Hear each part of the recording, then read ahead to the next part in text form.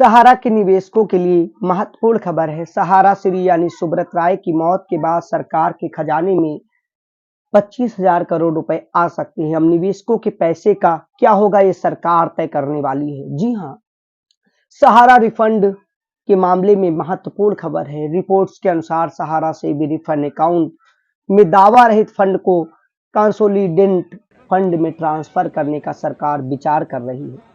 जी हां, सरकार इस पर कानूनी सलाह राय शुमारी कर रही है।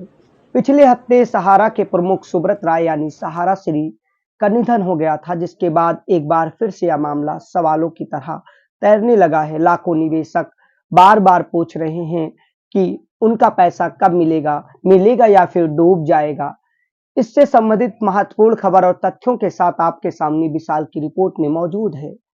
रिपोर्ट्स के अनुसार सहारा से भी रिफंड अकाउंट के दावा रहित फंड को कंसोलिडेंट फंड में ट्रांसफर करने पर सरकार विचार कर रही है और इस मामले में कानूनी विशेषज्ञों से सलाह ले रही है। इससे जमाकर्ताओं पर क्या प्रभाव पड़ रहा है, ये भी रिपोर्ट्स के अनुसार सहारा से भी रिफंड अकाउंट में दावा रहित फंड को कंसोलिडेंट फंड में ट्रांसफर करने का सरकार विचार कर रही है।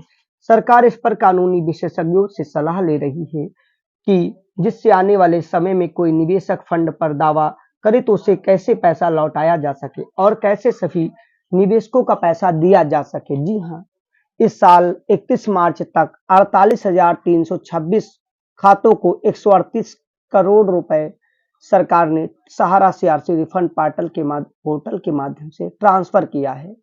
सहारा ग्रुप से कुल 25,163 करोड़ रुपए वसूले गए थे, जिसे सरकारी बैंकों में जमा करके सहारा सेवी के इक्विट खाते के अंदर रखा गया है। सुप्रीम कोर्ट ने अपने आदेश में पहले कहा था कि 2012 में मार्केट रेगुलेटर एक्ट के तहत सेबी ने अपने आदेश में सहारा की कंपनियों और निवेशकों को ब्याज सहित पैसा लौटाने का निर्देश दिया था, जिसे सुप्रीम कोर्ट में चुनौती के बाद सहारा ने कहा था कि उन्होंने 90% लोगों का पैसा वापस कर दिया है और 126 ट्रकों में सेबी के कार्यालय पर कागजात भेज दिए थे।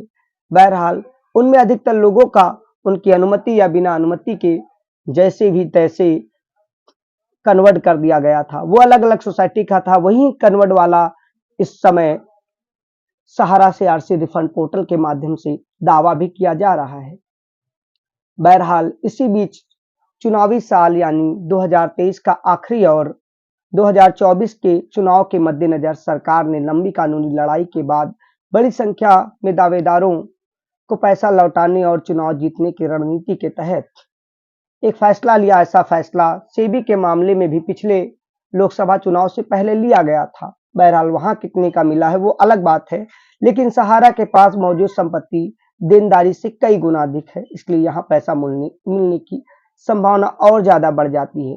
इस साल के शुरुआत में सुप्रीम कोर्ट के आदेश के बाद कोऑपरेटिव सोसाइटी के सेंट्रल रजिस्ट्रार को 5,000 करोड़ रुपए ट्रांसफर किए और ये पैसे सहारा से भी रिफंड खाते में भेजकर जो भी दावा करेगा उन्हें पैसा दिया जाएगा।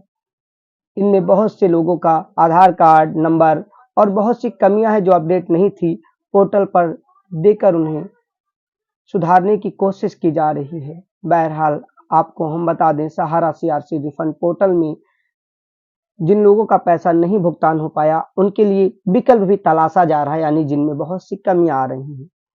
बहरहाल सहारा से भी रिफंड अकाउंट की अनक्लेम्ड यानी जिनका क्लेम नहीं किया गया है वो से अगर कंसोलिडेटेड फंड ऑफ इंडिया में ट्रांसफर किया गया तो वहां जिन लोगों का दावा बाद में प्रूफ किया जाएगा उन्हें पैसा मिलेगा। लेकिन सहारा सीआरसी से भी रिफंड अकाउंट के अनक्लेम्ड फंड को कंसोलिडेटेड फंड में ट्रांसफर किया गया तो सरकार के पास इसका पैसा होगा और जो लोग दावा करेंगे उन्हें पैसा मिल सकता है, लेकिन सरकारी पचड़े के बाद बड़ी टेढ़ीम-झाम हो सकती है। समझ रहे हैं ना आप लोग? टेढ़ीम-झाम का मतलब है कि ये प्रूफ करो, वो करो, वो प्रूफ करो। सरकारी काम में कितनी देरी लगती है, इससे भारत की हर लोग बखूबी वाकिफ है।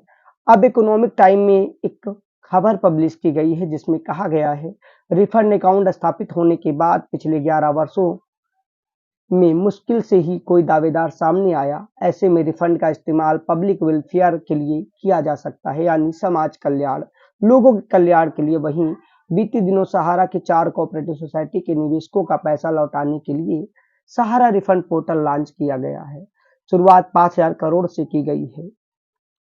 सुब्रत राय और उनकी 2 कंपनियों में नियमों के खिलाफ जो पैसा लोगों से वसूलने का आरोप लगा है, उसके बाद उन्हें जेल जाना पड़ा था और 2016 में 2 साल की जेल के बाद वो पैरोल पर बाहर आए। बता दें 28 फरवरी 2014 को सुप्रीम कोर्ट ने सुब्रत राय को 24,400 करोड़ निवेशकों को लौटाने को कहा।